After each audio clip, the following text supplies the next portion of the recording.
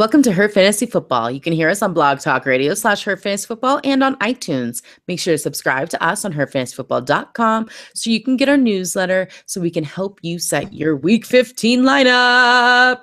Woohoo, Week 15. And a friendly reminder, make sure to tune into our radio show on SiriusXM Fantasy Sports Radio from 9 to 11 Eastern on Saturday night. You can chat with us on Twitter at HerFantasyFB and on Facebook / Her Fantasy Football. I'm your host, Courtney Kirby. I'm here with my wonderful sisters, Ashley Williams and Brandon Marianne Lee. Happy holidays, ladies. It's the second day of Hanukkah. Yep. How's that going? Great. Lit our candles. The kids got remember those boards that mom used to always have that had the pillow bottom that was like beady that she put on her lap and so she could do her word searches and stuff. So I got kid size ones for them. That's what they got today. Ooh, I like that. Yeah. Do they like it? They do like it. They're like, it's a pillow. No, mom, it's a pillow. I'm like, no, it's not a pillow.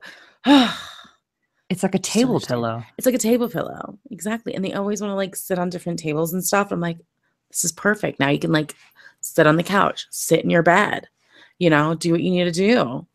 Nice. Traveling busy women, just, ride along. So yes, it was very nice. Anyways, we celebrate Hanukkah in my family. In my sister's families, they do not. Totally fine. We're not going to get into the complication of it all. It's not important. But we are going to get into the complication of the NFL because 2017 is not letting us down. Woo! Week 14 was a doozy. I think if I owned them, they probably got negative points.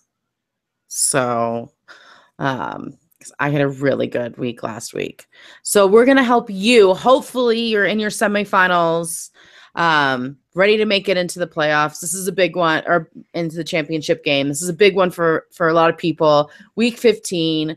We're going to start you off with the game of the week because that's how the NFL does their schedules. We get the Denver Broncos, the Indianapolis Colts. Woo! I wonder how long they spent trying to figure out what game they could swap in for this game because it's going to be so bad. So bad. I mean, we're Bronco fans. Not even want to watch it, but no. You only have one must-start in this team, and even that I don't feel fantastic about, and that's Demaryius Thomas. He caught 8 of 12 targets for 93 yards and a touchdown against the Jets last week. It's a great matchup against the Colts to give up the 8th most points for wide receivers, but I still don't feel really solid about him because since week 9, his points were 13, 10, 12, then it dipped down to 1 point and 2 points, and then 15. He seems to be mainly in the double digits, and Trevor Siemian seemed better last week than prior. But again, man, that is dicey. I would say he's a wide receiver 2, wide receiver 3, if you can get away with it, just because I don't know how you can trust anyone on this Broncos team, to be honest with you. Emmanuel Sanders, 1 catch for 16 yards on 4 targets. He scored under 2 points 4 weeks in a row now. So nope. I don't care how good this matchup is. He has only scored double-digit points twice this season. You cannot play Emmanuel Sanders. I don't think we'll realize how bad Emmanuel Sanders has been this year. It's really bad. I think it's kind of one of the guys we've kind of overlooked this year of really how awful he's been. Commenting about how bad he's been? Yeah. It's been bad. It's been pretty bad. Yeah. So because we kept thinking this isn't real life. Mm-hmm. We're going to have to do Emmanuel Sanders' scary stuff this week on our SiriusXM show because it's the honest truth. He's scary. That's scary. He's got every opportunity to blow up and literally get you 18 points this week, and it probably will happen. But if you put him in your lineup, he will get you the 1 or 2 points that he's been doing all season long. Yeah. So you can't do it. Can't do it. I don't care how good this matchup is. You can't do it. CJ Anderson, he's a sleeper. He rushed 48 yards on 22 carries and caught 2 catches for 25. He has an incredible matchup. And he has that upward tick in touches, which is what I like to see. I feel pretty good about CJ Anderson, but I would say that I like him in a flex role more than an RB2, but it's a Thursday game. And you should not ever put Thursday players in your flex role because you don't know who might get injured in practice or such the next day or two, which we've had happen multiple times this season.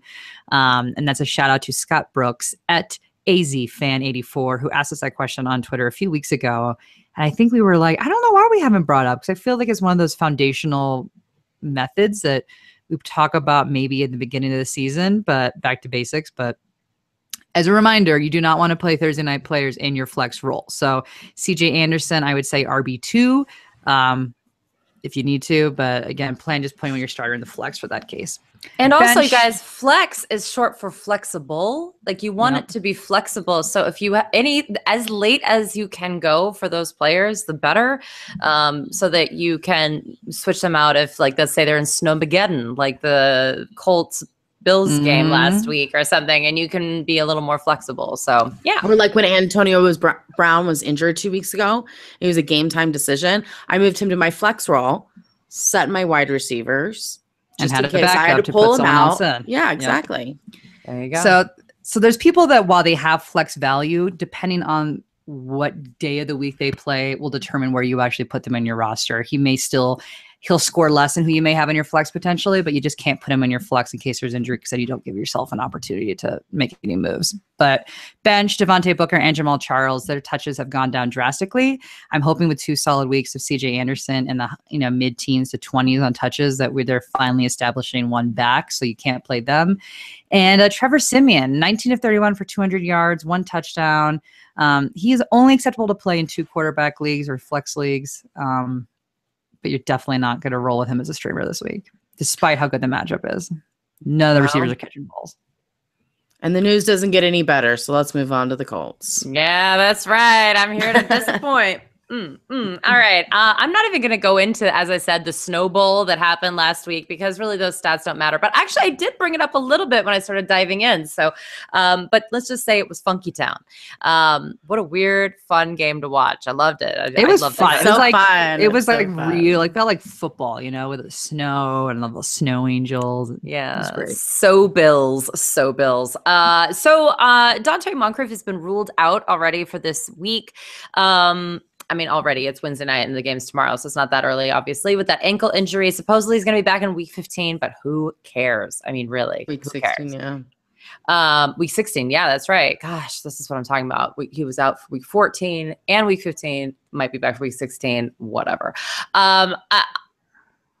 So I asked this question on Twitter, whether or not we should eliminate the tight end position. And, we joke about it, but really you can do a league where it's just a flex where you could play a tight end.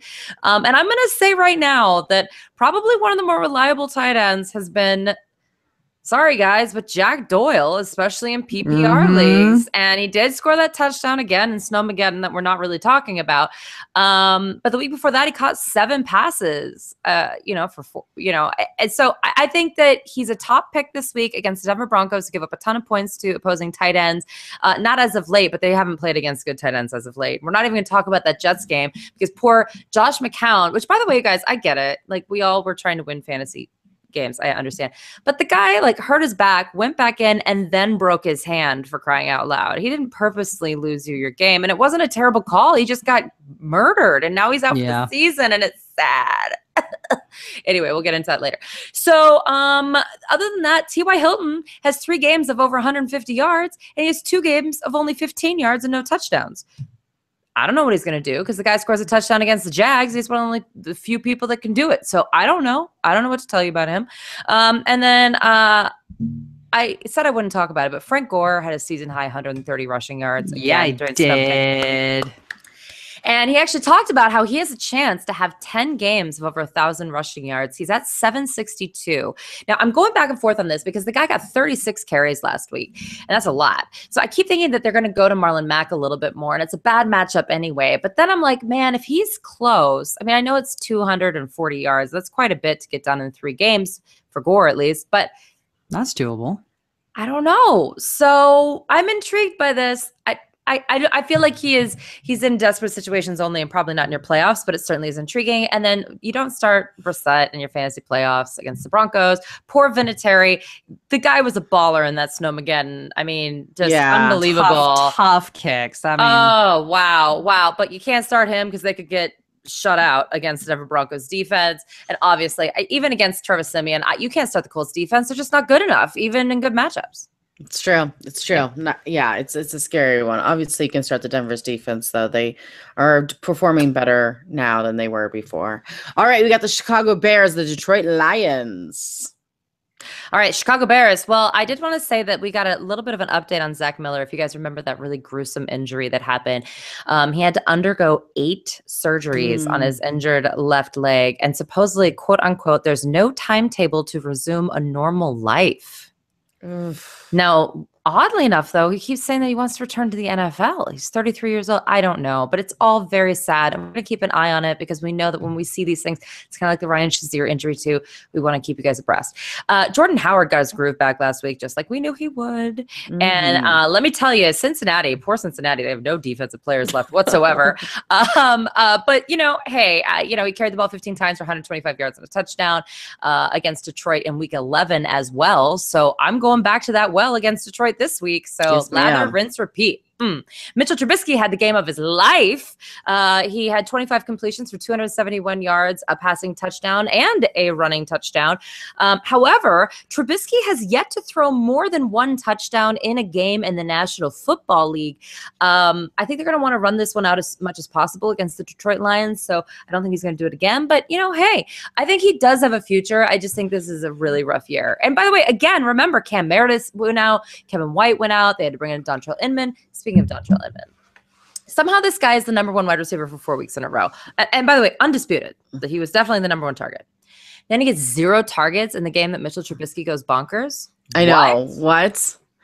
And instead, it's Kendall Wright who goes for over 100 yards. What? No. So how do you trust either of these guys? Who did you not rank? Which one? Both? Kendall Wright? You were like, yeah. no, I was like, no.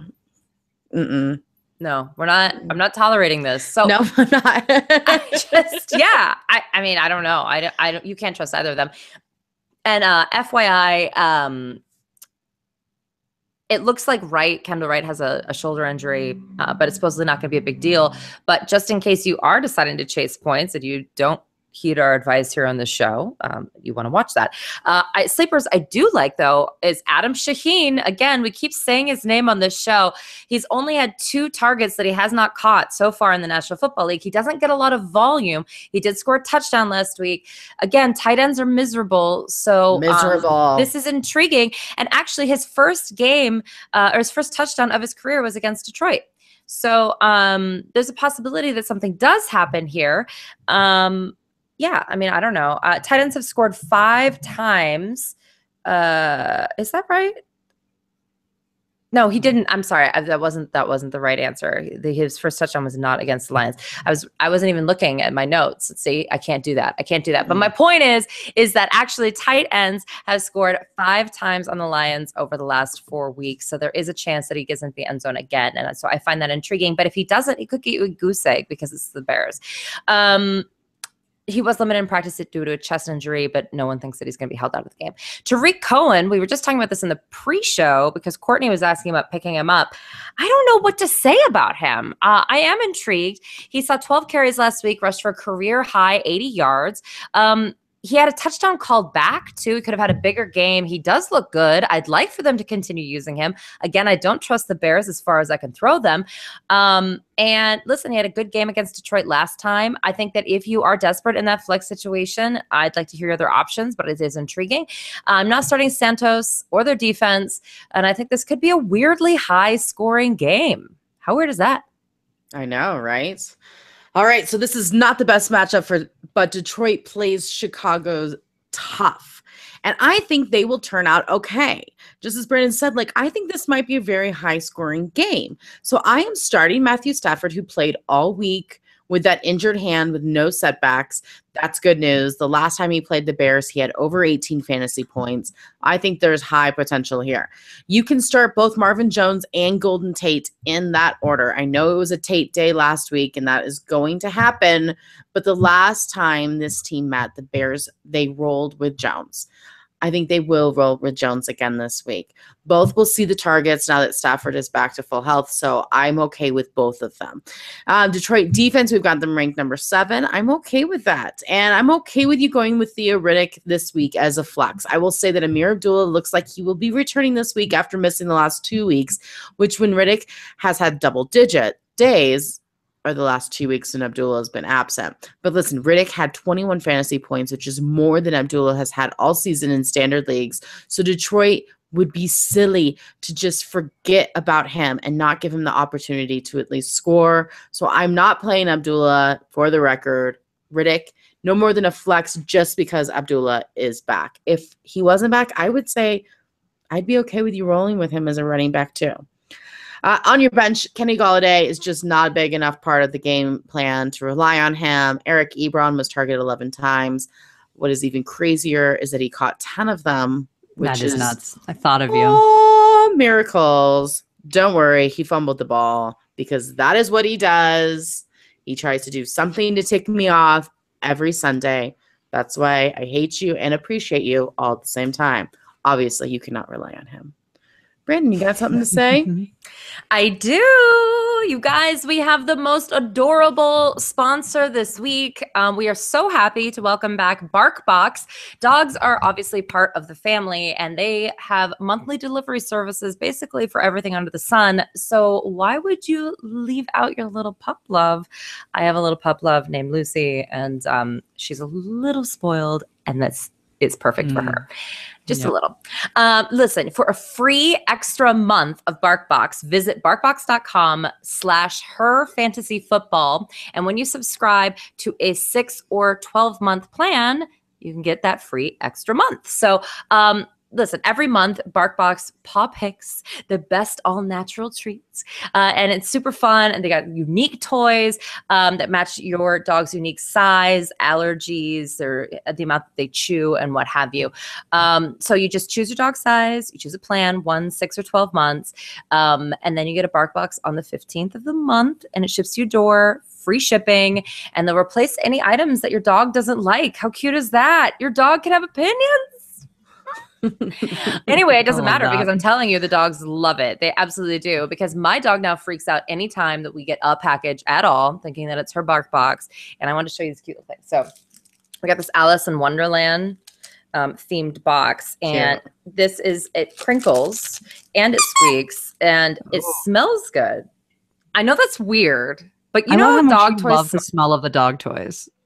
Well, because other dog toys stink. That's true. They're disgusting. And these are adorable. They almost smell like roses. Unreal. Yeah. So listen, they also support local and small businesses, and everything that's edible is made in the US or Canada. So it's pretty cool. Again, for a free extra month of BarkBox, you can visit barkbox.com/herfantasyfootball. When you subscribe for 6 or a 12-month plan, that is when you get the free extra month. So thanks, BarkBox. Yay, BarkBox. All right. We have the Miami Dolphins and the Buffalo Bills. Do we? So prior to getting on the show, Brand and I were talking about Tom Brady, and I will not steal her thunder. I will let her discuss Tom Brady later. But I loved how people were shocked that Miami won the game, because I was not shocked that Miami won the game. They play the Patriots tight every season, so I'm not super surprised by it. But what I will say is that Kenyon Drake rushed 25 times for 114 yards and then added another 79 yards off 5 catches. That surprised me a little bit. That was more than I anticipated from Drake. And yeah, that was against the Patriots, but he looked fantastic. And with Damian Williams not likely to play again this week, he is not practicing. Drake is a must start, and the Bills give up the most points to running backs. So while I don't think you're going to have exactly the same day, I think he still will have a huge game. So if you are a Drake owner, you should be very excited about this potential matchup. Jarvis Landry caught 8 of 8 targets for 46 yards, and he had 2 touchdowns. I would also like to point out that I lost in one of my leagues due to the last catch of the game. Thank you, Landry. See, Thank Dolphins you so screw much. you over some way. Less somehow, than 1 point, year. I lost by. Less than 1 point. I think it was like a minute, 12 seconds left, and he catches that ball, and I'm like, just lost. Sorry, Ashley. Dolphins are the worst. Anyway, the Bills have a pretty stout secondary, but you don't bench the guys who got you here, guys. I know this is a bad matchup on paper for Landry, but you can't bench Landry. You just can't do it. You got to play him. Now, Kenny Stills, I have in my sleeper category. He did you dirty last week, 2 of 4 for 18 yards, which was incredibly disappointing from the 13 targets the week prior. But what I'll say is Devontae Parker saw a little bit more love, but not by much, catching 4 of 6 targets for 40 yards. I don't know who Cutler will favor this week. And with the bad matchup, they're both risky plays, to be honest with you. So you look to see what your options are. This is a classic case of, weighing your options, he may be still your best option. But again, I don't know which way that's going to lean. Bench, Jay Cutler, he may have a nice game. And he had a pretty good game last week, 263 yards, 3 touchdowns. But the Bills are not as easy as the Patriots were. So don't be tempted by last week's performance and want to play Jay Cutler. You've got when has Jay Cutler had 2 good games in a row? I know. I mean, how mad will you be with yourself if you stream Jay Cutler and he blows it for you? I mean, you got to play the odds, people, and that's just bad news. So I don't like that. That's all he's ever good for. Same with wide receiver Grant. He caught 4 targets for 42 yards and a touchdown. That also just so happened to be his first touchdown of the year. So don't get cute here and try to put him in. That's a bad idea. And I vote no for Julius Thomas, as always. On to the Bills. Start with the news. Nathan Peterman is officially in the league's concussion protocol, and Tyrod Taylor is practicing in full this week. He had the knee injury last week, and he is expected to get the start. Coach said that Tyrod Taylor would remain the starting quarterback when healthy. Sorry if I don't exactly take you at your word at that, Sean. But this is a middle-of-the-road matchup for Taylor, so you probably have better streaming options than him, but he's a decent option. So I just also don't know if you want to ride with Tyrod Taylor. I'd probably honestly feel better about Blake Bortles, but that might just be me. I feel great about Blake Bortles. Yeah, I was like, starter. And he's out there. He's out there. Really? Because weren't you making fun of me earlier this year, Brand, when I was talking about Blake Bortles being a good streaming option? It was like preseason, and you said he was a great quarterback. I did not say he was a great quarterback. I said not a streamer. You said he was a great quarterback. No, I said that he always ends up like top 15, top 10 when all is said and done. For him being a bad quarterback, he puts up good fantasy points, which he does. Just saying. Anyway. I'm just saying. Anyway, LaShawn McCoy, as Brandon said, with the crazy game, 32 carries for 156 yards and the winning touchdown in the pile of snow against the Colts. This game was basically the LaShawn McCoy and Frank Gore show. Literally, there was very few passes thrown. So it should have been, and it should have been that way in the conditions, but don't expect 32 carries this week. Miami does give up the 9th most points to running backs, but I would expect him to get more so around, I'd say 22 touches than 30 plus. He should have a great game. He's an RB1 this week, but what I will tell you is LaShawn McCoy was limited in Wednesday's practice, but he was not mentioned as anyone that would be limited in practice, which probably just means it was more of a rest day than actual injury related in terms of you got a guy with 30 plus carries in a brutal game with weather. I think that's more what it's about. I don't think you have anything to worry about in terms of actual injuries. Sleeper, Kelvin Benjamin, he left the game with a knee injury, which is the same knee injury that has held him out for a few games. I don't like the sound of that. I also don't like the sound of him being limited in practice on Wednesday. So he is considered day-to-day to at have this him point. play in that stupid snow game. So when dumb. He has a So knee dumb. problem. You So got stupid. talk about a horrible way for the stability of your knee. It's just dumb, and he re-aggravated it. So I will tell you, you should not plan on having him in your lineup, regardless if he plays or not. I don't like the sounds of him re-aggravating a knee injury. So make sure that you make plans to not play him. If you have to, you do. But again, you need to have a backup plan as of right now because he is day-to-day. Bench, just a quick update more than anything because Zay Jones has not really been fantasy relevant the majority of the season, but he has now been placed behind Deontay Thompson on the depth chart. So Jones did not have a catch in last week's game, which is not surprising because, again, there was minimal passes being thrown. But even if Benjamin doesn't play, I do not think that you should use either one of them in a bad matchup. So just don't go there either. All right, Brandon, let's see you get through the Los Angeles Chargers, the Kansas City Chiefs. 2 things, though, real quick, that do not have to do with this matchup that are really, really important. The first one is that actually this game and the Chicago-Detroit game are on Saturday. We have a game in between here in our write-up, but those are both Saturday games. So you guys, you not only want to set your lineup before the Thursday night game, but go and check again Saturday. The first Saturday game is going to be at 4:30 Eastern. So make sure that you do that. I don't want anyone to miss out on that. The second thing is one of our listeners that's actually watching our YouTube show just said, I would rather quit fantasy football than start Jay Cutler on my team. And I think that's a good valid logic. statement. It's good logic, right? Just wanted to point it out because I think we all agree. So I don't care what he did on Monday night to Tom Brady. I'm out. Don't be tempted. I think other than Adam Gase, I think coaches would rather quit football than have him on their team. At this point, they know they're getting fired. It's true. So, All right. But speaking of people not getting fired, it's the Chargers. So I'm just going to make this real pithy, you guys. Last week, the Chargers were the hosts of the Washington Redskins, and Rivers went over 300 yards, just like we knew he would. Keenan Allen went over 100 yards, just like we knew he would. Melvin Gordon scored more touchdowns, just like we knew he would. And then Hunter Henry also scored a touchdown, just like we knew he would. You guys, I mean, listen, there are a lot of analysts out there who are saying that Phillip Rivers does not play well against Kansas City, especially at Arrowhead, and they're telling you to sit them. I just don't see any numeric reason to tell you that. And one of the reasons I'm kind of against this, and even though I do believe that you should look at the track records of teams against teams, is that nothing about this Chargers team is like the previous years of the Chargers, because unlike the other years where they've gone downhill at the end of the season, they're going up. They're going up. So it's a completely different situation. And of course, Phillip Rivers had his worst game of the year. And I'm talking, he scored just over three fantasy points the last time he played against the Chiefs, which is in week 3, I believe. That's tragic. That's obviously terrible. Yeah, it was week 3.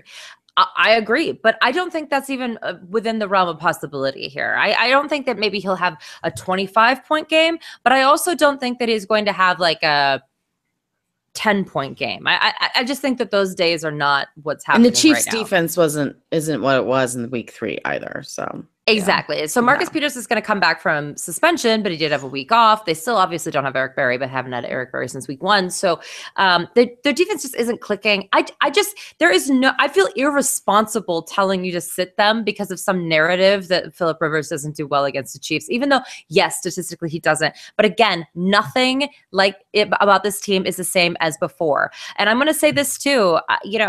Tyrell Williams is a boomer bust play that boomed last week. I don't know. It could be Travis Benjamin instead. I think they're both risky. But again, there are a lot of riskier players that are playing on teams that are scoring a lot less points. So I did want to say their names out loud to you. Hunter Henry was limited in practice with a calf injury, but everyone expects him to be a go. Still keep your eye on that, though. The defense scored 8 or more points in all but 1 game since week 7, 10 or more in all but 2 in that same amount of time. So you want a team that scores double-digit points, great. But the problem is that the opposing defense has 8 or more fantasy points against the Chiefs only 3 times in 14 games in all years. So I put them in the sleeper category instead of the must start because I'm not quite sure which side of this is going to work out. Eckler is involved from a football perspective, but he just keeps making mistakes like not getting out of bounds before halftime so that they could score. I mean, he's just a handcuff, you guys. And then Mike Williams was back, but only 1 catch for 3 yards. You got to love the schooling he got after that from not Phyllis. happy. Yeah. But you know what? Remember his huge game. He also had the fumble that lost them the game to the Jags. I mean, this is an issue. So the Kansas City Chiefs, Harrison Butker has made last week made a field goal, 20 plus yards, 30 plus yards, 40 plus yards, 50 plus yards, and 2 extra points. Jerk. 17 points. Awful human being. Yep. Awful human being. I lost because of Butker last week. Butker, you guys. Butker. So yes, I started with a kicker. What are you gonna do? Not a great matchup though for Kelsey, but obviously, other than Gronk, he's the only other tight end that's worth anything in the National Football League. Other than Ertz when he's healthy, but worried about this concussion protocol. No quarterback has thrown more than 1 touchdown against the Chargers since week 5, and that was oddly Eli Manning. Just for a fun stat. We were excited for Alex Smith last week going up against the Oakland Raiders, but it was kind of like a Follies type situation. They just couldn't connect for scoring. It was just a very weird game for him. So it's hard for me to suggest him with any confidence against the really tough Chargers and their pass rush and their corners. Kareem Hunt had a huge game. That's actually how they won. So congratulations, Kareem Hunt. Finally back. Oh, dear Lord, right? Right. Yeah. But I'll say this. They say that the Chargers' run defense is not good, but that's actually not true. And this is really important. Look at what's happened recently, and not just the overall year, you guys, because I'll say this. Last week, Perine only rushed for 45 yards, 7 yards receiving. The week before that, Crowell had 44 total yards. Duke Johnson had 12 total yards. LaShawn McCoy did rush for over 100 yards on the team, but he was the only running back with more than 56 rushing yards against the Chargers since week 6. So we're not talking about a short amount of time here. We're talking about pretty much they give up a ton of yards at the very beginning of the season, and then it's been minimal. So I see probably 10 points in Hunt's future, his normal like pedestrian side, but still upper side of the pedestrian. So I don't think you're probably going to sit him because he was great last week, but I'm worried. I'm putting Tyreek Hill in the sleepers because I'm realistic. It's a terrible matchup. He's been hot or cold. It's been a while since he's had a game in the 30s for yardage and no touchdowns. So he's kind of due because he's kind of into that. No, he's not due. I need him to be terrible this week. Yeah. I mean, the last time he had a bad game, no, that's what I'm saying, though, is that I think that he's going to have 30 yards and no touchdown. The last time that happened was against the Denver Broncos because he's been really good lately, which is another really good defense. So when he plays good defenses, he can get shut down. And mostly because Alex Smith gets shut down. And you can't start this defense. Just stop yourself. And this is a divisional game, though, so it could be crazy. Could be crazy. Could be really bad. Yeah. All right. We got the Baltimore Ravens, the Cleveland Browns. Another game that could get crazy. A lot of divisional games. So you're starting the defense. You're also starting Justin Tucker, always. Alex Collins, guys. I was telling Brandon that I played Alex Collins over Howard this week, and I was furious that Buck Allen vultured his touchdowns, but he still had 18 carries for 120 yards and a touchdown, plus 46 yards off catches. He has been consistently getting touches in the high teens the past month. Again, like Brandon said, it's always good to look last 4 weeks versus just season total overall. That shows you kind of the most recent trends. And he's also found the end zone the past 4 games. So he could have a huge game, but Buck Allen did vulture the 2 touchdowns and he still had a big game, but it could have been like monstrous. Allen had 6 rush attempts for 25 yards. And as I pointed out, and very bitterly, the 2 touchdowns. So I think Collins and Buck Allen have flex value, and Collins has solid RB2 to low end RB1 value this week. So I like both of them. You can play them. In terms of sleepers, Mike Wallace had 72 yards off 3 catches. He has been trending downward in targets though the past 2 weeks. So I don't love that. This is a tough matchup. So consider him a wide receiver 3. Hope for the best. But he's the only wide receiver on this team with any upside, in my opinion. Yes, Jeremy Maclin got 11 targets last week, but only caught 3 of them for 27 yards. That's an insane amount of targets to get to only catch 3 of them. And for less than 30. That's just terrible. Not enough upside to use him in your playoffs. Same with Chris Moore. He had a touchdown, but he was only targeted 3 times. He hasn't had more than 4 targets since week 8. Also, the volume is not there for to use him in your playoffs. Ben Watson, he was only targeted 1 time, and he was not able to catch it, but he has a really good matchup this week. It'd be really risky, but there is a good chance that he'll actually score a touchdown this week. Just saying. But it'd be very, very risky. But all tight end calls are pretty risky. Danny Woodhead, not enough volume there. Again, only catching 4 or 5 passes for 29 yards. And Joe Flacco, absolutely not. You do not risk your playoffs with Joe Flacco. All right, the Browns. All right, so I was on the Fantasy Pros podcast again today, and my bold prediction was that Josh Gordon is going to outscore Corey Coleman rest of season. And let me tell you what. How is that bold prediction? I mean, I know that Corey Coleman is going to outscore Josh Gordon. Oh, I was like, sorry. There we go. I was like, why aren't you shocked?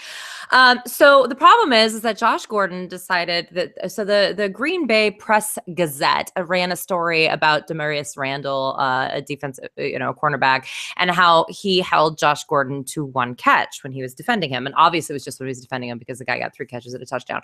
So off of 6 targets, which is again, 50%, but whatever, we're not going to count that right now. So the point is that Josh Gordon took offense to it. And then he, quoted the tweet that the Gazette sent out about the article and said, "Great win for them. Let's be serious. Considering several of our disadvantages as a team, this kid couldn't hold my jockstrap on my worst day, LOL," and then tagged Demarius Randall in it. So here's my problem. You know who else is sending sassy text messages who also had been suspended for extended periods of time? Martavis Bryant. Yeah. And remember, it was a bad sign. I think it's got a little bit weird. I'm really nervous. I think this was really bad. And the problem is what disadvantages? Because everyone interpreted it as Deshaun Kaiser. And Poor Deshaun Kaiser. I just want to hug this kid. I mean, listen, I know he throws 3 interceptions a game. I get it. But like the poor guy, he's just getting pooped on by everybody. So my feeling is it's a little bit weird to say that the team has a lot of disadvantages when one of them was that their star wide receiver has been out of football for 3 years. So, I mean, I don't know. It was a little gutsy and I'm worried about it. So we'll see how that works out. And I know he's a fantastic talent. But hey, there you go. Now, cornerback Jimmy Smith is out for the Baltimore Ravens. So this is a good thing for the wide receivers. And I will say that the number 1 wide receiver going up against Baltimore over the last few weeks have been crazy baller. But I'm not quite sure that's going to be Gordon. It may be Corey Coleman. And Corey Coleman actually had more targets, more catches, and also scored a touchdown. It was only 5 yards less than Josh Gordon last week, and no one is talking about it. Fun fact, when they played Baltimore earlier this year, that was Rashard Higgins' big game with 7 catches for 95 yards. Remember that phase? Yep. That was adorable. That was Vince of Ravens. All right.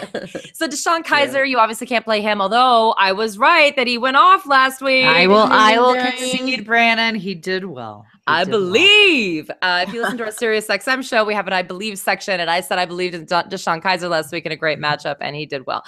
Absolutely not this week. The only other person that I do like, though, is going to be David Njoku, because, listen, you always throw throws for tight ends, and Baltimore Ravens give up a ton of touchdowns to opposing tight ends. So there you go. Duke Johnson, Isaiah Crowell are continuing to actually be pretty decent. So I actually like them as a flex as well. Mm-hmm. Both Theo Riddick and Tion Green 2 weeks ago scored a rushing touchdown. Obviously, Le'Veon Bell, murdered them and should be arrested for what he did to them. But yeah, so I think they're decent and no one else. Come on now. Kickers, defense, stop. Done. All right, we got the Cincinnati Bengals, the Minnesota Vikings. Obviously, everyone on the Bengals struggled last week against the Bears. This week isn't going to be any easier against the Vikings. So let's start off with the running backs. Joe Mixon is still in concussion protocol after getting injured 2 weeks ago. That is not good. Giovanni Bernard came in last week and did pretty well. Almost 20 fantasy points in PPR by having 130 total yards. Unfortunately, he's listed as questionable and was limited in practice. The good news is that we're going to find a different option anyways, because the Vikings give up the second fewest fantasy points to running backs. So if you needed somebody, I don't think you're going to be going with Bernard regardless against the Vikings. Now, I know Stewart tore the Vikings up last week, but I'm not putting all my eggs in Mr. Giovanni Bernard's basket this week. Okay? We're not going to do that. Brandon, would you do that? No. And I was worried about Giovanni Bernard last week even, but this Joe Mixon, again, concussion protocol has been really crazy this year. It is. AJ Green burned a lot of us last week, but you can't bench a guy that gets double-digit targets. Come on now. You're playing him. He has had good games recently, so you can't even Mike Evans him. Everyone else is on the bench. Andy Dalton, Brandon LaFell, Tyler Kroft. Awful matchup. Bad team. Bad offensive line. All is really bad. All right, the Vikings. So for what Courtney just said is why you can play the Minnesota defense this week for sure. Mm-hmm. Adam Thielen is a must start as always. 13 targets, caught 6 of them for 105 yards and a touchdown. Just Thielen being Thielen. Oh my God, he was so bad for the majority of the game though. I was like, where is Thielen? I know, and then he came on. And he should have had another touchdown that he dropped right at the end zone. So I will say this though. He was limited in practice on Wednesday, though, guys, and this is a new injury, but the word is that we should not be concerned about it. But as always, I want to make note of it because Thielen's a very important part of your roster and why you got to the playoffs. So make sure you're paying attention that you have a backup plan just in case. Kyle Rudolph. He caught 3 of 5 targets for 41 yards and a touchdown, but there's a pretty good chance that he does not play this week. He did not practice on Wednesday, and he was seen in a walking boot. As somebody that's had a walking boot, you usually are not wearing it, and you pop back into the game a couple of days later. So his fill-ins would be David Morgan or Blake Bell. Bell is who I would put my money on if you need to put your money on somebody. But for how long it took Keenum and Rudolph to get some chemistry going, I'm not sure I would risk one of these tight ends in my lineup. It is a decent matchup, but this is more of a chemistry concern in my opinion. So do what you need to. If you got to pick one, go with Bell. Latavius Murray was a complete disappointment last week, rushing 9 times for a whopping 14 yards. It was a McKinnon day. Well, I guess if you can call 55 yards a day. But he should bounce back this week in a really favorable matchup. Again, Murray is the goal line guy. I think they'll be close enough to where he'll be able to at least go in for 1 touchdown. That's fine to play. Sleepers, if someone will benefit from Rudolph being out, I think it will be Stephon Diggs, who caught 6 of 10 targets for 64 yards, and Jerick McKinnon, who's the pass catching back, which will take over some of those dink and dunk passes that Kyle Rudolph would get. I would say that Stephon Diggs is a wide receiver 2, wide receiver 3, just because Thielen's been outplaying him, just plain and simple. So, but 64 yards is still decent. So for Diggs and McKinnon, they have flex appeal in this nice matchup. But with that said, McKinnon's shoulder was limited to practice on Wednesday, so you will need to keep your eye on him as well. And I'm going to say that Case Keenum is a decent streaming option this week. I think he's going to run in for 1 touchdown this week, and he threw for 280 yards and 2 touchdowns last week. So I think he could put up a nice little game for you if you need a streamer. Always. Oh, always. Mm-hmm. All right, we got the New York Jets, the New Orleans Saints last week. Oh, it was the saddest thing I've ever seen, especially for my team that's all Jets. It was the worst, a complete implosion. No Josh McCown this week. Oh, so sad. And again, Brendan's right. Don't make this about you, okay? Josh McCown has done everybody else that doesn't own him dirty this year. Congratulations, McCown, for a great season. You've been fantastic. Right. At 55, I've never seen a man play football like you. You're amazing. Unfortunately, he broke his hand, has been put on IR. I really can't get my head around it. I can't really fully absorb it. Did you see the press conference with Todd Bowles where he said that Josh McCown is one of his favorite players he's ever coached in his 17 years of coaching? Oh, and supposedly everyone says that. Say that. Everyone loves McCown. Cheer up. Sorry, yeah. Oh. He had a great season, though. Oh, God, I love him. I know. It's really sad. I do really love him. So did your fantasy team. So that's going to hurt. It doesn't matter. I was already dead last. All right. With that said, listen, I don't think you can start any of the Jets this week. That is it. This is a tough matchup, regardless if McCown's in or not. I mean, obviously, you'd be playing Robbie Anderson, maybe Will Powell, but that is just not going to happen this week against the Saints with no McCown, no backbone, no best player to ever play in the NFL. So with that said, everybody's on the bench for me, you guys. Robbie Anderson maybe is a flex if you need it, but I really would not put money on any of this at all. All right, Ashley, the Saints. So you're playing the defense because without Josh McCown, this is going to be a nightmare. So you're definitely playing the Saints defense, who again have been pretty good this season, which I know seems like an oxymoron compared to the last 5 years, at least, of the Saints defense being dead last in the league, but they're pretty good this year. So you're playing them. You're also playing Will Lutz. He's fantastic. I think I have him ranked in the top, certainly in the top 10. I think I have top 5 actually this week. So you're also playing Will Lutz. Drew Brees completed 26 of 35 passes for 271 yards and 2 touchdowns. He did have a very poorly timed interception at the end of the game. But say what you will about Brees, he is playing a QB-friendly Jets this week. So you are starting him. Don't get cute. You're in your playoffs. You are starting Drew Brees. Michael Thomas caught 10 of 14 targets for 117 yards and a touchdown, which was the most targets and catches he has had all season. And he's been trending up as of late. So I know that he was someone we've all been frustrated with and we're holding on to because he still was putting up decent enough numbers that you couldn't get rid of him. But this is a good time for Thomas to get hot. So this is a great matchup. So I would say expect 100 yards again and probably another touchdown. So I think he's going to have another really great game. It's when Courtney swore him out. That's what it was. It was. I cursed him out and he did well. Yeah. You're welcome, everyone. We need you to curse people a little sooner. Sorry about Evans. It's not working with my kids. Evans is not. Is what it is there. But Alvin Kamara, that one hurt you a lot when he left the game with the concussion. He said he's good to go this week and he is expected to play. So it is a fairly tough matchup for running backs this week, but you are not benching great him. Field position, I'm assuming. Or you're not benching him or in theory, I mean the defense, they're going to punt the ball. The Jets are going to get it on the 8-yard line. First play, interception. Boom. Just walk into the touchdowns. Just these running backs are just going to be walking in. We'll see. Well, with that, you're playing both of them. Both Kamara as well as Mark Ingram. Again, they got you here. You continue to play them. Sleepers, Ted Ginn. He only was targeted twice. He caught both of them for 10 yards, but he didn't practice Wednesday with hurt ribs. Try to find another option in your wide receiver 3 or flex if possible. He's been pretty underwhelming the past couple weeks.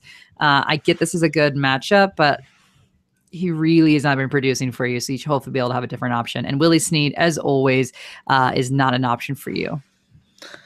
All right, the very depressing news we got to talk about next. Philadelphia Eagles at the New York Giants. And it's not Eli Manning that we're talking about either. So this one was brutal. Carson Wentz underwent surgery Wednesday to repair ACL, which has devastated the fantasy community because Carson Wentz is a huge part of why you are in the playoffs right now. In particular, I want to give a shout out to my husband who had a minor meltdown. Deservedly so. But well, he beat me because of him, so he's fine. He says that he still had a great game, but you obviously don't want to lose your quarterback in the playoffs. So this guy, he's going to be out for the rest of the season, and it's going to be a 9 to 12 month healing process. So the Eagles will be rolling with Nick Foles rest of season. I get this is the match. This is the best matchup for the QB, but are you really going to risk your playoffs championships on Nick Foles? I don't think so. Okay. I get this is the best matchup, but do not do this. Nick Foles completed 6 of 10 for 42 yards. And in my opinion, this affects the entire receiving core now. I do want to say real fast. We all play in a family league together, and Ashley's husband beat me last week for the playoffs. But our dad is still in the playoffs now. Dad is playing against Brandon this week. No, me this week. Oh, against Ashley, excuse me, this week. And your husband did not pick up a quarterback, and he only had wins. So yes, our dad wanted me, no, he hadn't on waivers. Oh. So my dad wanted me to ask, how much of a jerk should you be when it comes to waiver wires in the playoffs? Because Dad, although not playing Tim, was going to pick up all 4 remaining quarterbacks that worth anything because your husband hadn't picked up a quarterback and he was first on waivers. So he was going to pick up everybody, and so your husband would have to play like Brissett or something. I really hope my husband is listening to this, who is currently at a bar with a friend because we're recording late. Because I think he's going to love the fact that Dad was strategizing how to completely screw him over. I think he'll like that. But in fairness, he was asking me opinions because he put in waivers for Bortles and Stafford. I think he got them, if I recall correctly. But he got Stafford, I know. Yeah, he was asking me, and if he almost didn't ask me, he's like, well, are you going to pick them up knowing who I'm targeting? Because you know what? You should be cutthroat right now. If you can, you grab everybody that you can to completely screw over the person or the person you're going to play next if you have the ability to on your roster. Dad's already picked up all of your guys' handcuffs, just so you know. They're not available if you don't already own them. It's a smart thing to do. But I guess what we would say is that roster management really in weeks, more so weeks 12 and 13 as we're picking these guys up at least, you should have already had your handcuffs on your team in that case, in case there was an injury of that sort. So again, it all depends on who you have on your roster. But no, I mean. Anyways, I wanted to make sure we touched that for Dad. Yep, it's a good question. Bad should you make sure. My husband wanted us to debate Stafford versus Bortles. And I was like, I can't do that. You're playing this week. But anyway, back to New Orleans. Back to the Eagles. Nick Foles, right? But Nick Foles was one he asked me if he should pick up. And I was like, no. Are you really going to I know it's the best matchup. Are you really going to put Nick Foles in over Blake Bortles or over Matthew Stafford? That's crazy. No. So you're not doing that. And in terms of with Zach Ertz, he has cleared the concussion protocol, although we heard this last week. And then he didn't clear the concussion protocol, but he did practice Wednesday, so that's a good sign. He will, at this point in time, most likely play. The Giants give up the most points to tight ends in the league, so you can definitely play Ertz, regardless of the fact that Foles is playing. Also, Alshon Jeffrey caught 5 of 11 targets for 52 yards and a touchdown. And while I do not think that you will see anything even close to the chemistry he had with Wentz, I do think Jeffrey will find his way into the end zone this week. So you can certainly play him. Sleepers, I'm unsure about Nelson Aguilar. He did have 64 yards. He was targeted 11 times, caught 8 of them. But I would say flex at best. I just don't know if I trust it with Foles in the mix. I don't know if I'm loving that. But what I do love is Jay Ajayi and LeGarrette Blount. I think you can play both of them. The Giants are terrible at defending the rush. You don't really know which one's going to have the hot week. Before it was Blount. Last week it was Ajayi. You don't really know. But I think they both could do well. I think they're going to rely on the run. So, yeah. Right. Bench, Corey Clement, there's just, play the odds. The odds is not in your favor that he's going to score. And Trey Burton obviously gets downgraded if Ertz comes back. And Torrey Smith is another person that he usually has 4 targets under 30 yards. I know he had a 100-yard game last week, but don't be tempted. Don't do it. All right, the Giants. So I, as a protest, didn't do a write-up on this team because it's not worth my time or my effort, and neither it just isn't for you either. When they have Rhett Ellison scoring more fantasy points than Evan Engram, you've made me cross. Wayne Gallman is now your dude because I guess that Orleans Darkwa was a McAdoo guy. Get out of here. So I hate everybody. And Eli Manning, of course, only scored 9 fantasy points. So, there's that. They are going to start looking at Davis Webb eventually, but they're going to keep starting Eli Manning. And that's what they should have done from the get-go. So I don't really like anybody here. Sterling Shepard, hopefully he can get healthier. He had 2 catches for 16 yards last week. I don't know. So there you go. That's my whole write-up on the Giants, you guys. I hope they're on your fantasy team because you're the playoffs. Should all be unowned. All right, the Arizona Cardinals, the Washington Redskins. So Larry Fitzgerald, he only had 44 yards last week, and that was not good enough. But he was overthrown a few times by Gabbert, including what should have been a touchdown. So he should have had a much nicer day than he did. This is a much better matchup. So I think that Larry will return to wide receiver 2 numbers for you. So I think you can continue to play him. I know you're going to be a little nervous about it, but it is a better matchup. Kerwin Williams also rushed 20 times for 73 yards and caught a pass for 15 yards. He's had 16 touches 2 weeks ago, and then obviously the 20 touches this week. It seems like the offense feels pretty comfortable running plays through him. He has the best matchup on the team. So I think that he will play a major role this week, and he's a great flex option / low RB2. I think you can put him in. Bench, AP is still not practicing, and honestly, there's no time frame for his return, and I don't think he's even going to return this season. And even Coach Arians went on to say that he's not sure he's going to return. So just, put that in your bonnet, do what you need to do with that in terms of your roster management right now. But Ricky Seals-Jones, I also am on the bench just for the fact that he only was targeted 3 times and caught 1 for 20 yards. 2 bad weeks in a row now after 2 strong weeks. But what I will say is the Giants get the 2nd most points. So it's quite possible a tight end will score. I just don't know if it's going to be him or Gresham. So I think there's other tight ends that are going to be a little bit more of a secure option than him. Everyone else is on the bench. All right. Washington was everything last week. Kirk Cousins and Vernon Davis nearly had the same amount of fantasy points in standard leagues, which was 8.8 and 8.6 fantasy points. Amazing. Everyone else was worse. That's even better. Now, that was against the Chargers. As we said, Chargers are very tough defense. It's so weird to say out loud. This week, they get the Cardinals. Much better matchup. Again, very weird to say out loud. Everyone except Samaje Perine. Perine only had 45 yards off of 17 carries last week. The Cardinals give out the 7th fewest fantasy points to running backs, which won't help his situation out. I don't mind him as a flex because of his upside, but I am not putting him in as my running back 2 this week. And in fact, I have been trying to contemplate all my rosters that I have Perine in about what I'm going to do because I don't like him as a sure bet. Now, as I said, everyone else has a nice matchup, but none of them are a must start. They all fit in the sleeper category. Start with Kirk Cousins, who has been going in the wrong direction the last 3 weeks with easy matchups, except the Chargers, of course. I don't know if you can trust him. He is good in games against tough matchups and bad in games against tough matchups. Same thing with easy matchups. It really doesn't matter. There's no rhyme or reason for home and away games. That doesn't make sense either. So there's nothing that can predict Kirk Cousins' performance. I don't like him. I'm not playing him. Jamison Crowder and Josh Doctson are the same, guys. No rhyme or reason. None of these guys can be I don't even think they know what's going on in their game plan. So nope. I say stay away from the Redskins. All right. We got the Green Bay Packers at the Carolina Panthers. Well, obviously the big news of the week is that Aaron Rodgers is back, everybody. Yeah. So congratulations. Happy Aaron Rodgers Day.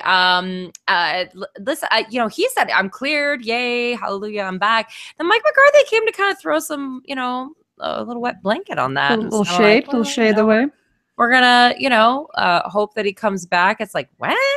So I don't know. I just would caution everybody to be excited. I think they're just playing gamesmanship. I think he's going to play. It's going to be fine. But I just want to put that out there into the ethers. So it looks like he's cleared. It looks like he's good to go. I am going to say this, though. Panthers are pretty good at defense. And I don't know if you guys remember this, but remember in 2015 when they re-broke Tony Romo?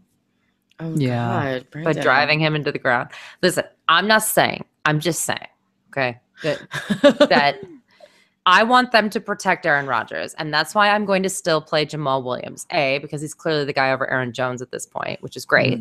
I'm glad that mystery has been solved. But B, because I think that they need to commit to the run game so that they are not getting Aaron Rodgers killed back there. So I am hoping that is how they do it. Now, the Carolina Panthers are very good against the run, so don't get me wrong. But I think they're going to have to continue to keep that defense honest, though, and to keep them off of Aaron Rodgers, because I do not want anyone driving Aaron Rodgers into the ground his first game back. That's all I'm going to say about that. It's Aaron Rodgers. You would think that he would be A-okay.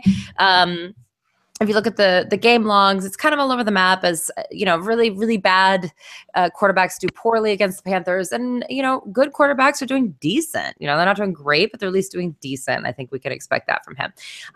He said, that is Aaron Rodgers said, that he wants to get Jordy Nelson caught up on his stats for the year. I was excited. Give me the uptick on Jordy. So hopefully that really happens. But, I kind of believe it when I see it. But yeah, get excited. Hopefully Jordy Nelson's back. I will say that there's been 8 games in a row that Davante Adams has scored a touchdown. He has scored a touchdown in every single away game. It literally, you guys, if it's an away game, Davante Adams scores a touchdown. I think he continues that this week. Randall Cobb, 8 catches last week. That's huge. He's a wild card here. And really, I think the whole situation's a wild card because Aaron Rodgers is like just a completely different thing. So I don't know what to say about him, but I have him in my sleepers. And by the way, you can't play the Packers defense. I'm nervous about Mason Crosby, and there will never be a reliable tight end in Green Bay, everybody. Stop trying to make that happen. Never, never, never, never, never, never. Never gonna get it. Never get it. Wow, wow, wow, wow. Okay. All right. Back to the Panthers. And Vogue. All right. The Panthers did so much better than I thought they would last week against the Vikings. If you had any of them on your bench last week, get them back in your lineup, you guys. I told you I didn't like Newton last week, but I like him this week. A few things to keep an eye on. He's listed as questionable, but I think he's just working out some kinks and all of that already injured shoulder. So there might be some weather. It's another thing. If those don't turn out too bad, put him in, guys. Put him in. Devin Funchess managed to get double-digit fantasy points in standard leagues. Crazy. Funchess is listed as questionable as well, but he should be fine. Green Bay has given up the 3rd most fantasy points to wide receivers, so clearly you're starting him. You can start both Jonathan Stewart and Christian McCaffrey. You heard me. I thought both of them would be awful last week, but I was only partially correct. Stewart was crazy good rushing. Yeah. That was such an outlier. That was so insane. You have zero apologies to give. Zero apologies. That was nuts. 103 yards and 3 touchdowns. No. Bananas. That was his 3rd game in a row with a touchdown. So I like him. I think you can definitely start him and feel good. That's 3 weeks in a row.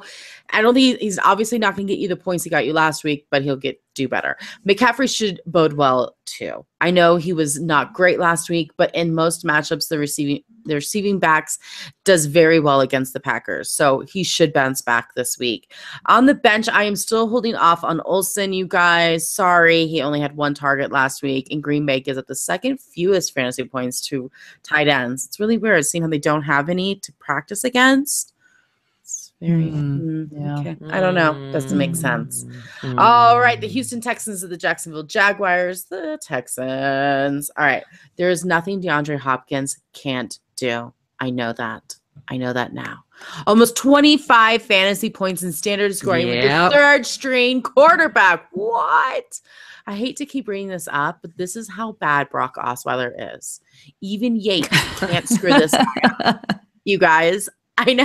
Now I get it. The Jags are a little different than the 49ers, but I don't care. Doug Baldwin, Paul Richardson, and Tyler Lockett had double-digit points last week against the Jags. When the Texans only put up 7 points in week 1 against the Jags, you better believe that touchdown went to DeAndre Hopkins, you guys, along with 55 yards. I don't care. I love Hopkins. You're playing him. Now, in my sleeper category, Lamar Miller is a scary play this week. First of all, Alfred Blue is back now. I know he's nothing. It's not exciting, but it's going to take a few touches away. And of course, Allington is still taking the targets. I'm not saying not to play him, but he hasn't had more than 61 yards rushing since week 1. He is a very touchdown dependent running back, and we know who gets the touchdowns. Hopkins. So it's a little scary. Will Fuller came back last week and saw 5 targets, which is promising, but I think it's too soon to put him in your lineup. Hopefully your championship isn't until week 17, because if that's the case, he faces the Colts, and therefore I like Will Fuller. He should torch the Colts. So keep a hold of him if that's when your championship. If it's next week, I'd look elsewhere because it's the Steelers. So, and Yates did great last week, only throwing the ball 26 times. He had 175 yards and 2 touchdowns, no interceptions. And he rushed to 31 yards as well, but you're not going to start TJ Yates in week 15 unless your name is Courtney Kirby. Okay? And Stephen Anderson. Courtney, you got a shout out on Twitter. I did? Yes, you got a shout out on Twitter. And hold on. I just have to read it exactly because it was just too good. And it was hashtag Courtney. You're a hashtag now. Hashtag Courtney's wait is over. TJ Yates will start. Yeah. Jim Color. Thank you, Jim. Yes, Jim. All season she's been waiting for Yates. Yeah. Right, you guys. I knew he was the backup to have. I just knew it. You knew he was the backup of the backup to have? I knew he was the backup of the backup to have. No, I never on Watson or Savage. Let's not talk about it. It's really depressing. Oh, what a rough year. Okay, and Stephen Anderson, you suck. You ruined my life and most everyone else's because tight ends were awful. In fact, we got a family text message stream going where a guy who did not make it to the playoffs goes, wow, you guys' tight ends are really tearing it up because all 4 of us that were playing, because 2 teams were on bye, tight ends scored under 3 fantasy points. So it's really impressive. Really impressive. Mm-hmm. All right. The might Jags. be a record. Might be a record. And I was playing Jimmy Graham. So what does that tell you? And he did a single catch. Not a single catch. Anyway, we're on to the Jags. Happier times. You're starting the Jags defense because of just the number 1 defense in the league. So there's no reason why you wouldn't start them. Yes, DeAndre Hopkins is going to score some touchdowns, but you've also got Yates in the mix. So there's a good chance for some turnovers as well in there. So you definitely are playing the Jags defense. You're also playing Leonard Fournette. He rushed 24 times for 101 yards and a touchdown plus 18 yards receiving on 4 catches. He has scored in back-to-back games and has a good volume of touches. It may not be a good matchup, but the Jags, dare I say, have been hot as of late. And you play him regardless of matchup. Let's not kid ourselves. So Leonard Fournette did not practice Wednesday, and this was with a quad injury, which is actually a new injury and different than the ankle injury that he's been dealing with. So keep your eye on him so that you don't get bamboozled like earlier this year when he was supposed to play and then got called as a late inactive, like right before the game, and a bunch of people didn't know. So definitely have a backup plan if you need it, because I'm a little nervous about the fact that it's a quad injury on top of an ankle injury. Sleepers, Marquise Lee caught 5 of 6 for 65. D.D. Westbrook caught 5 of 8 for 81 and a touchdown. And Keelan Cole caught all 3 of his targets for 99 yards and a touchdown. They're all sleepers, guys. Cole, what I will say though is Cole hasn't had more than 3 catches in any of the 5 games since Allen Hurns has been injured. So the upside is certainly with Lee and Westbrook. And I really like Westbrook. He's looking pretty good. So they certainly have the upside. And Blake Bortles, he completed 18 of 27 for 268 yards and 2 touchdowns. Bortles has a great matchup against the Texans, who give up the 4th most points at quarterbacks. And he's been decently hot as of late as well, scoring 22 points and 25 points and then 18 points last week. You can stream Bortles, guys. I know it's not a sexy stream, but you can stream Bortles, and I recommend it. And then bench Allen Hurns is still not practicing. So, all right, you guys, Los Angeles Rams, the Seattle Seahawks. All right, you guys. So this team really kind of, showed up against that tough matchup. It was mostly the Todd Gurley show. They lost, but it was a tough game. Cooper Kupp put up 17.8 points in standard scoring, which is crazy. Watkins scored a touchdown, the huge. But Goff, like he usually does, again, in tough matchups, does not score a lot of fantasy points. 199 total yards, 2 touchdowns, 1 fumble, which is kind of a bad beat, but whatever. To be fair, their tackle, Andrew Whitworth, was going in and out of the game all week with an ankle and knee injury after getting rolled up on, but he seems to be fine. All the MRIs, the x-rays and everything were negative, so that's good. So it looks like he's going to be playing this week, so hopefully that's good. Todd Gurley's always a must start. I don't care about your matchups. Greg Zuerlein, always a must start. You know what? Listen, they're going to take points where they can against the Seattle Seahawks, and last week it was a lot of extra points, not a lot of field goals. Again, in terms of sleepers, this team very much tailors every single game plan very specifically to their opponent. So if you think about it right now, they're going on the road to Seattle, a divisional opponent who's a tough defense, even on their second or third string guys, you guys. They're not going to mess around here. I know Blake Bortles went off on him, but I genuinely still think that they're people that you need to reckon with. And here's the thing. It looks like Robert Woods is on track to play this week. He almost played last week. He was listed as questionable. It was a game time decision. So I do think he's going to be back. So what do I think is going to happen? I think they're going to run the ball with Gurley. I think it's going to be the same thing that they usually do with Goff. They're going to keep it, conservative, touchdown heavy, not a lot of yards, just chunk down the field. So what do you do with Robert Woods coming back? I'm not quite sure. This is what I'll say. I'm interested in Kupp still in PPR leagues. I think I would still start him regardless, especially if you have 3 wide receivers and or flex. I would take a flyer on Robert Woods if I'm a little desperate.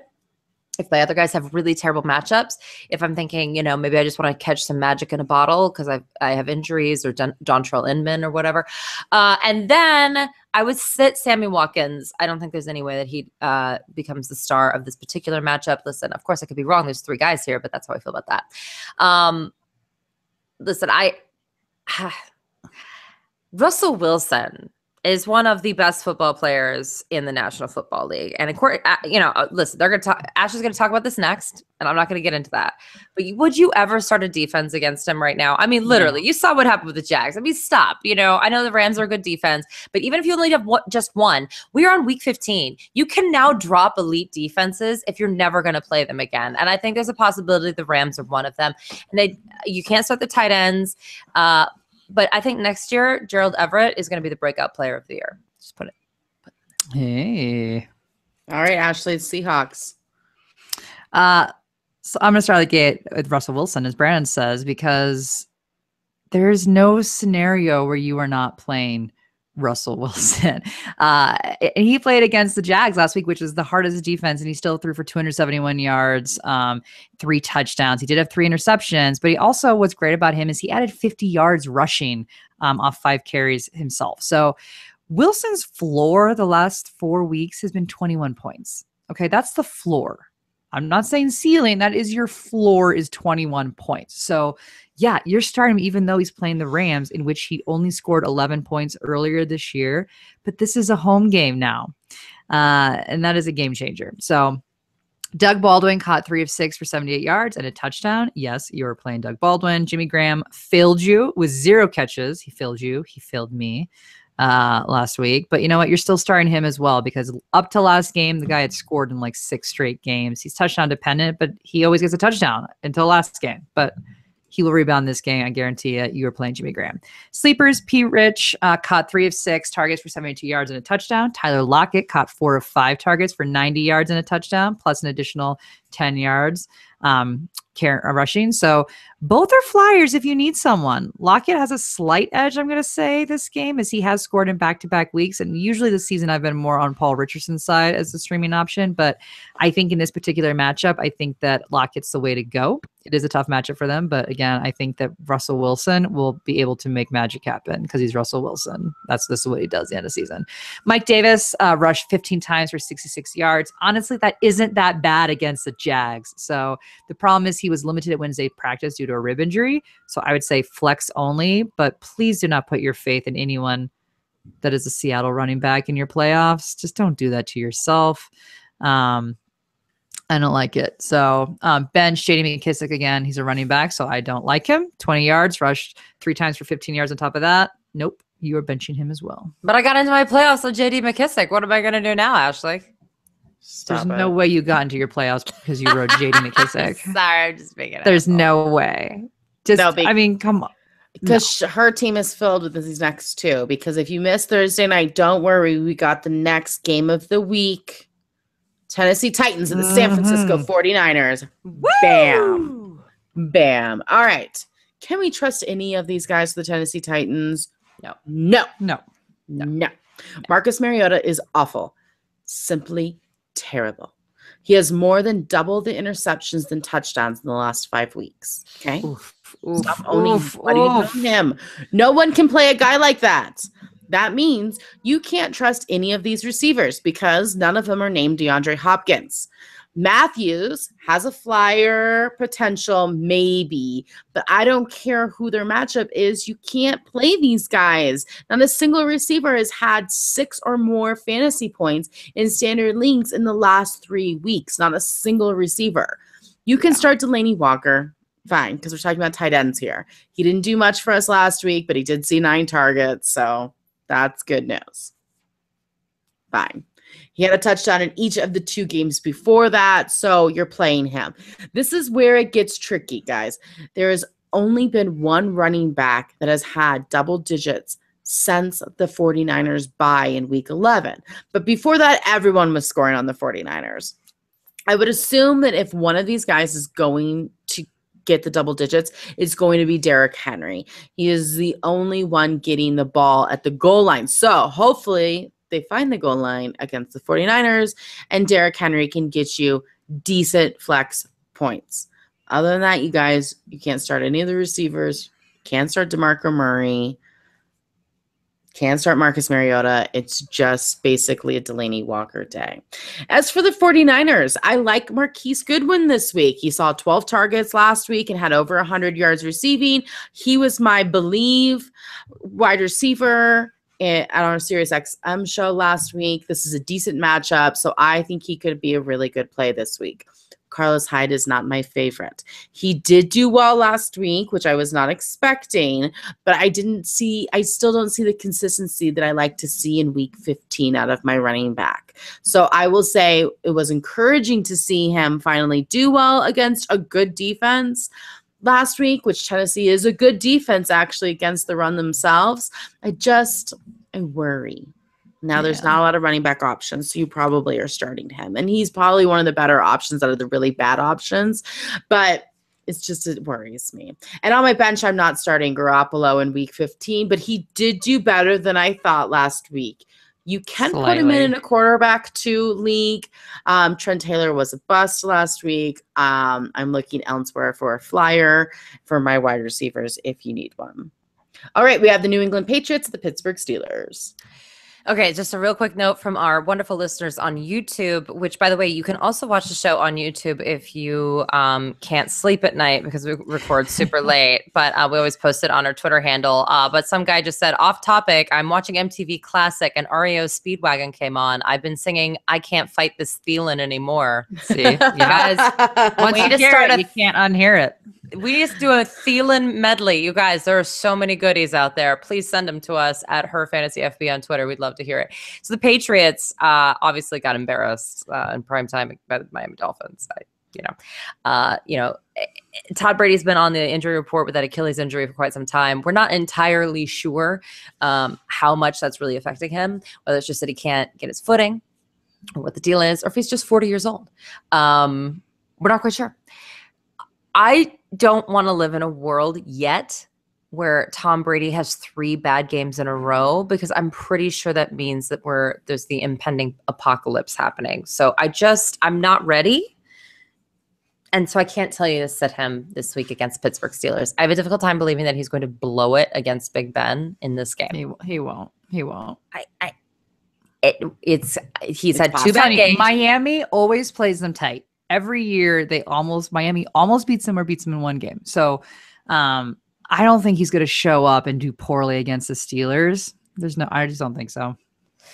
Yeah, and I'll say this, supposedly this is a bad matchup against Pittsburgh. And again, always look back, you guys, because it's interesting. It all started before their week 9 bye, and the Steelers allowed 423 passing yards to Matthew Stafford. They came back after their bye. Week 10, Brissett threw for 222 yards and 2 touchdowns. Week 11, Marcus Mariota went over 300 yards against them.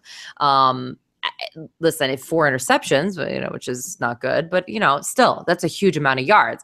Week 12, Brett Hundley threw for 245 yards and 3 touchdowns, no interceptions. And then in week 13, Andy Dalton threw for 234. Week 14, Joe freaking Flacco threw for 269 yards and 2 touchdowns. I'm just saying, Tom Brady is better than every single human being I just listed. I just can't imagine him blowing it again. That's all I'm going to say. It's too crazy. So there you go. You have to start Burkhead because he's getting all the red zone work. And you have to start Deion Lewis because he's the guy getting them there. And he looks really good. Deion Lewis is an incredibly exciting player. And I'm kind of sad that they won't give him the ball so that he can actually score touchdowns. But so that's how I feel about that. You can't start James White at all anymore. Mike Gillislee may be the saddest fall from grace story ever. I hope he's not ruined forever. Typical Patriot story. Yeah, I know. It's just sad. Which means he'll be the highest scoring running back in your in week 16 championship. Right. Exactly. So, whatever. Rob Gronkowski's back from suspension. You always start him. 2 bad games in a row for Brady meant 2 bad games in a row for Brandon Cooks. I don't think it's necessarily because Chris Hogan came back or anything else, because he only had 1 catch for 5 yards, for crying out loud. Off of 5 targets, by the way. Chris Hogan didn't look good either. And by the way, also on the injury report again with that shoulder injury, may have come back a little too soon. I think if Brady's bouncing back, Cooks is bouncing back. But I understand the hesitation. You always start Gostkowski. Kenny Britt joined the team, though, and I'm just going to put that out. That one's intriguing to me. I am so sick of how do they keep doing this? How do disgruntled players get cut from their team and always end up on the Patriots? I don't get it. I'm going to end with that because I'm just too cranky. And then, no Danny Amendola, even though he had a good game. Again, if Chris Hogan gets remotely healthy, I just think that's over. Don't start the defense. Steelers. Easiest time to write up ever. They're on a hot streak. Am I ever going to tell you to sit Big Ben at home? No. What about Antonio Brown? No. Le'Veon Bell? No. Okay. I'm going to mention Chris Boswell, who, by the way, is a must start with 7 or more fantasy points in each week since week 7 and 11 or more in 3 of the 5. I don't even know how many of your wide receivers you can say that about right now. Juju is going to come back from his suspension. I'm not quite sure how much usage is going to be, but if you want to use him as a flex because they score a ton of points, I understand that. Jesse James got 10 of his 12 targets for 97 yards last week. You guys, and this is also while Vance McDonald caught 4 of his 6 targets for 52 yards. I don't know what was going on. I'm not going to see that repeating again this week. I can't possibly tell you that as an analyst, but it was intriguing. Martavis Bryant's too low on the target share list to even talk about, and I'm not going to tempt fate with the Steelers defense against Brady, even though obviously, it didn't look great last week, but I'm not going to do it. Yep. I just picked up a new defense in both the leagues. I have the Steelers defense. Moving on. All right, got the Dallas Cowboys, the Oakland Raiders. Dak completed 20 of 30 passes for 332 yards and 3 touchdowns, plus 13 yards on 6 carries in his redemption game. Thank you, God. Thank God. Because I was one of those people that was telling you not to play Dak Prescott, but when I would go look at my waiver wire, I had 0 options better than Dak Prescott, so I just had to sit there bitter with his terribly scoring games the last few weeks. So we're okay, guys. It's okay because the Raiders have been terrible. So Dak should be able to put up another 20-plus point game this week, which is good news for you. Alfred Morris, he rushed 62 yards on 19 carries, plus 3 catches for 23 yards. I know that this was a Rod Smith game last week. He had a hell of a game. But Morris is the consistent workhorse here. He out-touched Rod Smith. He literally doubled the touches there. So it seems that they have found the role for Rod Smith is that pass catching back. And after his killer performance last week, which was 6 carries for 47 yards and a touchdown plus 5 catches for 115 yards and an additional touchdown, I think he has solidified a role on this team. I think they have finally kind of figured out how they're going to use both of them. And I think that you can play both of them. It's a decent matchup. It's not great. It's not bad. But I think both will be able to produce. So I like both of them. Des Bryant caught 3 of 5 targets for 73 yards and a touchdown. Granted, 50 of those yards came off one play, but I don't care how you get your points. I don't care. Des is a wide receiver 2 this week, so you can play him. Jason Witten, who was one of my sleepers, and I think he was my Believe tight end on our Sirius show. He came down with only 1 catch for 20 yards, but he had a touchdown off his 2 targets. So I said he was going to get a touchdown. He did. I am concerned, which he is trending down from the 5 targets the week before. Still, it is a great matchup for tight ends, which means that he has the best matchup of all the receivers on this team, and he has scored in back-to-back weeks. So I think he finds the end zone again this week. So I think you can, again, play Jason Witten. He is a good filler for that. Bench, you're not playing Cole Beasley or Terrence Williams. They just don't have enough volume there. And I do want to make note of news that Dan Bailey, according to Jerry Jones, has a minor hamstring injury. He did miss some field goals, which is very unlike Dan Bailey. So keep an eye out for him. Kickers do matter if they aren't playing or if they're hurt. So there are other kickers out there for you to go grab that may do better this week. All right, the Raiders playing the Cowboys. And this actually isn't the best matchup for Mr. Marshawn Lynch. They have only given running backs a double-digit performance in 2 games since their bye in week 6. So I will say, though, Lynch has been beast mode for the last 3 weeks, scoring a touchdown in each of those games. I'm still going to start him, guys. I'm still going to go with him, even though this could be tough. I think he will find the end zone again. Make it 4 weeks in a row. There wasn't much to go around last week for receivers, so I will talk about Carr in a minute. But Crabtree still managed to get 7 receptions for 60 yards and a 2-point conversion. Dallas gives up the 5th most fantasy points wide receiver, so I'm still playing Crabtree. Jared Cook did well last week with 75 yards and his first touchdown since week 3. He's listed as questionable, but did have a limited practice on Wednesday. So as a tight end, this isn't an awful flyer at all. Although every time you say to play Jared Cook, although I said he was a sleeper last week, he doesn't perform. It's amazing. It's like you put it out there in the atmosphere and it just sucks everything out of it. And on my bench, Derek Carr continues to do him. I had hopes for him last week against a struggling Chiefs defense, but he was really bad again. Threw 41 times. That's a lot. That's a lot. For 211 yards, 1 touchdown, and 2 interceptions. Oof. How do you start a guy like that? You don't. He's on the bench. Amari Cooper didn't practice on Wednesday. You can't play him even if he plays. I'm so excited for our recap show because it's like, which one was a bigger bust? There's so many options. So many options in 2017. Biggest surprise. And the people with injuries aren't even on my mind. No. Yep. Like Odell Beckham is still an angel. Yep. I have no problems with him.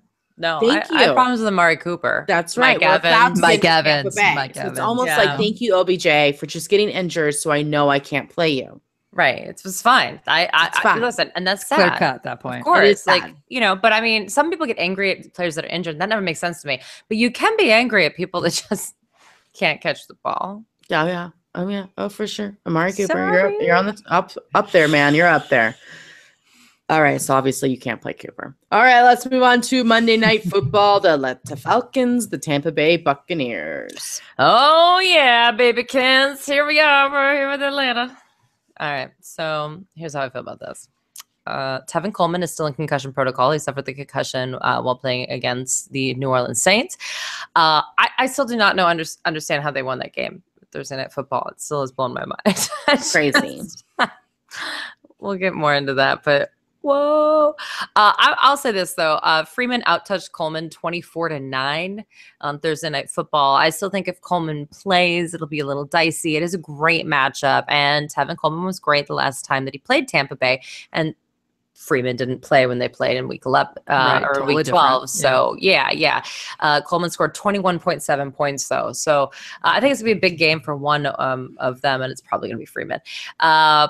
Remember that last Tampa Bay game where Julio Jones caught 12 of his 15 targets for 253 yards and 2 touchdowns. You know, I do remember it because I was playing against Julio that week. Yeah, so I do remember that. You were either with him or against him then. So anyway, we're back with Tampa Bay.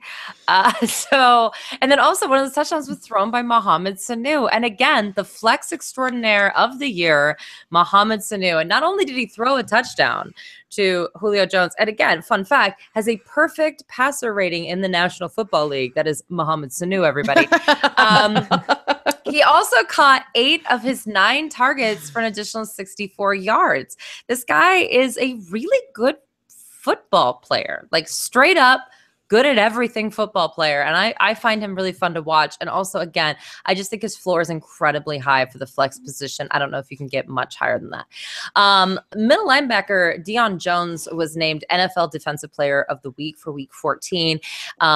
This defense only scored 2 fantasy points when they faced off against the Bucks. Again, that was a Ryan Fitzpatrick game, though. And if you watched Jameis Winston play last week, fire him up. Fire up the Falcons defense, because what is Jameis Winston doing other than eating W's? And by the way, did you see Joe Flacco's press conference where he was dared to do an impression of the eating of the W? No, I did not see this. I feel like I need to YouTube it immediately. The W. I can't even do this.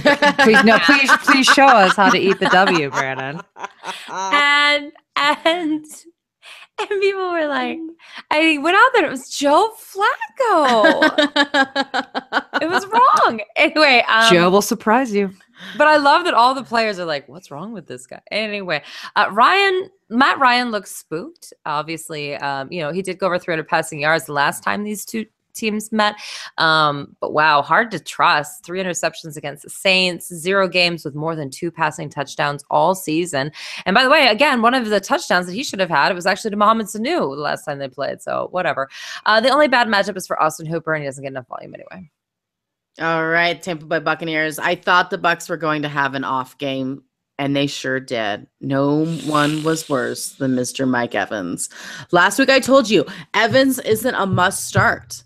And although I will never say to bench Mike Evans because I just can't, just can't. You'll get yelled at for saying a bench. Yeah, that's just crazy. I won't again this week tell you to bench him, but he continues to be awful, you guys. He had his 4th game under 5 fantasy points. His targets have been cut in half the last 2 weeks, and he hasn't had a touchdown since week 7. And has yet to have a game over 100 yards or more all season long. Now, Atlanta gives up the 7th fewest fantasy points to wide receivers, and the last time they met, Evans had only 7.8 fantasy points in standard scoring. Crickets. That's what you hear. Yikes. Yikes. What else? At what point can we actually say, don't start Mike Evans? I don't know. I think I'm there. I'm there. I was there actually last year, but I shouldn't have been, but I'm definitely there this year. I remember listing him as my first round bust, and people were like, you're crazy. Now I'm like, oh, I'm glad I have that in magazines that I can point to. Boom. All right, you guys. That also means no to Deshaun as well, which means no Winston, excuse me. We have him ranked outside our top 20, so that's saying something. Can't do it. I don't love what's going on in this backfield lately either. Martin has struggled so that they get Peyton Barber more involved. I do like Barber over Martin. He's averaging over 4.5 yards a carry over the last 2 games, and that is hopeful. Unfortunately, it's still a timeshare. Martin is averaging just under 3.5 yards in his last 2 weeks. So the last time they played the Falcons, Peyton had only had 7 yards, but 2 touchdowns. And Martin had 33 yards and no touchdowns. So again, even though he only had 7 yards, it doesn't matter. He still got the fantasy points. So if you're going to have to start a Tampa Bay back, it's going to be Peyton Barber. Okay. We're in week 15, people. 2017. Nothing feels right. I'm telling you, you maybe can start Peyton Barber, but not Mike Evans. I don't know. It is It's what it is. so 2017. It's so 2017. 2017. And of course, it was so 2017 to have Jay Cutler ball out going up against Tom Brady in prime time. Yep. I was like, of course he did. Well, and you mentioned when you were talking about Mohamed Sanu about like what can he do? I was like, you know who he reminds me of? Terrell Pryor. What happened to that guy? Yeah. You know what I'm saying? Oh, yeah. 2017 happened to that guy, along with many other people. I was on the Fantasy Alarm radio show Tuesday night. Yes, that was just last night. And they asked like what players made you drink this season. And what they don't know is that I drank through the whole for fantasy football podcast. But I said Jamison Crowder, and then someone else said, well, actually for me it was Terrell Pryor. And I was like, well, no. And inadvertently, he also made me drink because I actually didn't believe in him. So I picked up all the Crowder because I was like, oh, he's going too early. So I'm going to get Crowder late. I'm a genius. And then Crowder didn't do anything until week 8. Now he's back to not doing anything because Washington Redskins is the worst team in the NFL. It's really upsetting. It's really upsetting. Yeah. I think that's there's a a lot bold of drinking to statement. go around for several people that ruined our fantasy league. And again, you don't even have to talk about the guys who got injured. David Johnson, Dalvin Cook, they're off the Aaron hook. Rodgers, OBJ. Those are huge names. And those guys aren't going to affect you the way that these jerks are who play every week. You feel like you have to start them, and then they Cooper all over you. And it just sends me sideways. All right, you guys, it's week 15. Good luck in your championships. Any questions, hit us up on Twitter at HerFantasyFB. If there's any of those late time injury reports, what's going on with my life, how do I deal with Sunday, please listen to our radio show on SiriusXM Fantasy Sports Radio from 9 to 11 Eastern on Saturday night. And as Brandon mentioned earlier, there's not only a Thursday night game, but there's 2 Saturday night games starting at 4 p.m. Eastern.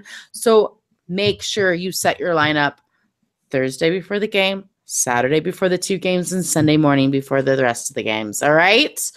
Good luck, everyone. I pray to you that you make it to your championship and nobody screws you over like Mike Evans. Until next time, no more faking it.